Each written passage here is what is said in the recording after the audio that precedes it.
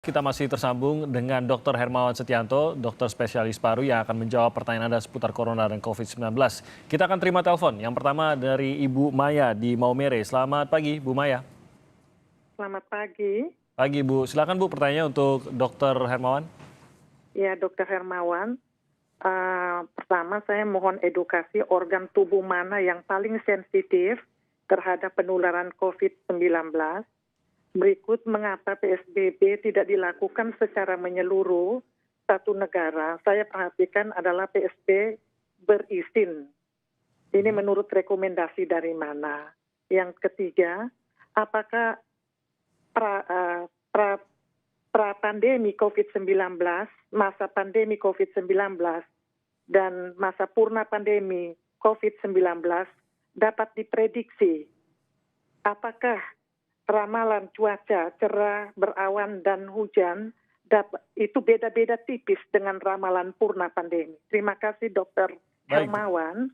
Terima kasih Ibu Maya di Maumere ya. Ada 3 pertanyaan tadi, tapi mungkin saya berikan kepada dokter nanti untuk menjawab sesuai kapasitasnya, karena tampaknya untuk alasan mengapa PSBB tidak dilaksanakan secara nasional mungkin di luar kewenangan Dr. Hermawan juga tentu saja. Tapi boleh dokter nanti kalau ingin memberikan pendapat mengenai hal tersebut. Kita lanjut dulu ke penelpon kedua, ada Pak Parda di Tangerang. Selamat pagi Pak Parda. Selamat pagi. Silakan Pak Parda, pertanyaan untuk Dr. Hermawan. Baik, Pak Dokter, saya ada 2 pertanyaan ini. Nah, yang pertama itu tentang OTG. Nah, OTG itu virusnya ada di mana? Dan apakah dia akan seumur hidup sebagai OTG? Kedua, tentang paru-paru yang diserang oleh COVID, corona ini. Dan mengapa sampai ada terendam air katanya. Dan penderitaan di sesak napas. Demikian Pak Dokter, 2 saja. Terima kasih. Baik, terima kasih Pak Parda di Tangerang. Kita akan menjawab keduanya. Yang pertama mungkin dari yang Ibu Maya untuk dijawab dok mengenai organ yang paling sensitif terkena penularan virus COVID atau corona ini. Baik, terima kasih ya, ke Ibu Maya ya. Jadi kalau dari kajian ilmiahnya bahwa virus ini menempel ya, reseptornya adalah di ACE2 atau angiotensin converting enzyme 2. Jadi cantelannya lah ya kalau kita gampang menyebutnya. Nyantelnya di situ ya. Di manakah itu reseptor itu biasanya paling banyak adalah di saluran napas kita ya. Epitel cilia thorax kita ya di situ ya, panjang saluran napas. Makanya penderitanya biasanya tadi ya batuk ya, demam karena ada infeksi. Juga ada di beberapa saluran cerna kita ya. Makanya kadang-kadang ditemukan penderitanya juga diare. Ya. Jadi itu organ yang sering terkena ya. Nah, mengenai PSBB tadi ya, kenapa tidak dilakukan serentak ya. Jadi kalau mengacu pada ahli epidemiologi ya, bahwa idealnya ya memang PSBB itu dilakukan serentak ya. Karena tentu kalau kita masih membuka daerah-daerah yang masih banyak lalu orang, ya apalagi sekarang ada OTG ya. Nah itu ya memang untuk tingkat keberhasilannya barangkali akan lebih rendah kalau masih sporadis ya. Nah itu pendapat saya. Itu saya mengacu pada ahli epidemiologi ya.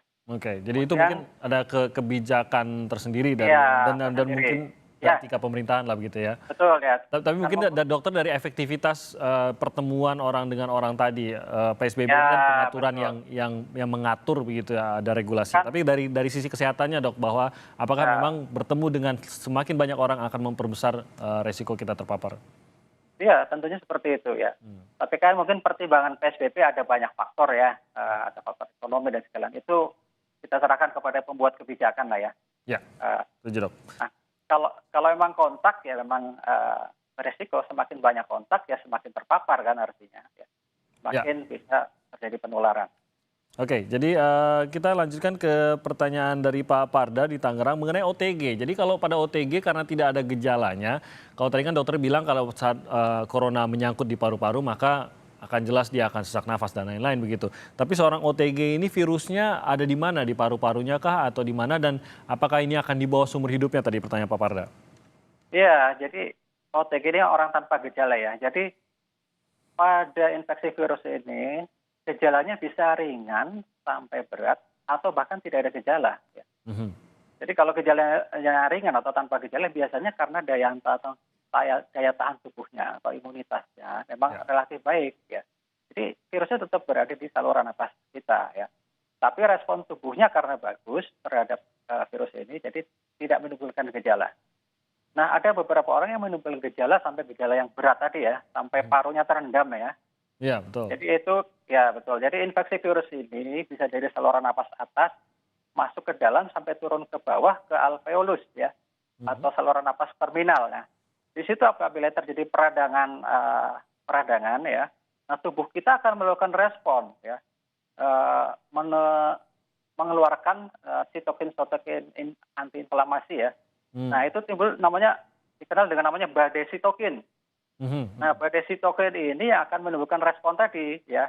Jadi parunya terendam banyak air sehingga penderitanya sesak napas seperti orang tenggelam. Jadi kalau saya ngobrol ya dengan orang yang sesak napas ini rasanya seperti tercekik dan seperti tenggelam. Kayak banyak air di dalam. Sesaknya itu katanya. Jadi terendamnya itu karena reaksi tubuh justru ya, Dok ya? Ya betul, karena reaksi tubuh. Oke, yang mencoba melawan virus tersebut begitu ya? Ya, kalau kita dalam dunia medis kita kenal namanya ARDS ya, Acute Respiratory Distress Syndrome ya. Gejalanya memang seperti itu ya. Jadi parunya terendam, kalau kita lihat fotonya itu banyak bercak cukup luas menyeluruh. Nah, kalau demikian tentu akan mengganggu difusi ya, pertukaran antara oksigen dengan CO2 di paru kita. Oke, dan kalau dari COVID-19 ini apakah memang lebih cepat perkembangan hal tersebut, paru-paru terendam itu dibandingkan dengan mungkin yang biasa dokter temui di penyakit lainnya? Ya, seperti itu. Pada beberapa orang memang, kalau saya kan juga merawat pasien ya, memang kondisi perburukannya itu ada yang memang cepat ya, ada juga yang perlahan-lahan ya.